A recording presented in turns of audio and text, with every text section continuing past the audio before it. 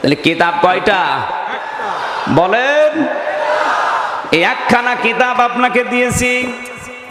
এ কথা বলার পরে আল্লাহ জানিয়েছেন, ফালা ইয়াকুম ফি সাদরিকা হারাজুম মিনহু লিতুনযিরা বিহি ওয়া যিকরা লিল মুমিনিন। হে নবী, এ কোরআন দিয়ে যখন আপনি মানুষদেরকে সতর্ক করবেন, এ কোরআন দিয়ে যখন মানুষদেরকে উপদেশ দেবেন, তখন আপনার মনের ভেতরে যেন কোনো ভয়, ভীতি, দ্বিধা, দ্বন্দ্ব, সংশয়, সন্দেহ, সংকোচ এগুলো কাজ না করে। কারণ কোরআন মুমিনদের জন্য উপদেশ স্মারক। এখানে আমরা দুইটা বিষয় পেয়েছি, একটু খেয়াল করেন এদিকে। হারাজন শব্দের ব্যাখ্যায় আমরা দুইটা বিষয় পেয়েছি। কেন নবীজিকে হারাজন শব্দটা দিয়ে এই আয়াতের মাঝখানে নবীজিকে ইন্ডিকেট করলেন আল্লাহ? আমি এক নম্বরে পেয়েছি, হে নবী, আপনি যখন তাফসির করবেন, ব্যাখ্যা বিশ্লেষণ করবেন কোরআন থেকে, হয়তো অনেক মানুষ আপনার ব্যাখ্যা বিশ্লেষণ না বোঝার কারণে মন খারাপ করতে পারে।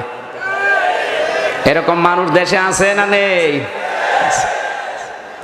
দ্বিতীয় নাম্বার, আপনি যখন যোগের জ্ঞানের আলোকে, বাস্তবতার নিরিখে সভ্যতার বিকাশ যত হবে, ওইভাবে কোরআনের তথ্যগুলো উপস্থাপন করবেন।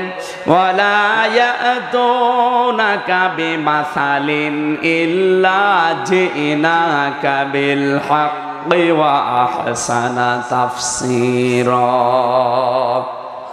সূরা ফুরকানের 19 নম্বর পারার 2 নম্বর পৃষ্ঠার প্রথম নম্বর লাইনে 33 নম্বর আয়াতে আল্লাহ জানিয়েছেন, হে নবী, দুনিয়ার মানুষ যখন আপনার সামনে বিভিন্ন সমস্যা নিয়ে আসবে, আপনি কোরআনে কারীম দিয়ে বাস্তবতার সাথে মিলিয়ে ওগুলোর সমাধান বলে দেবেন।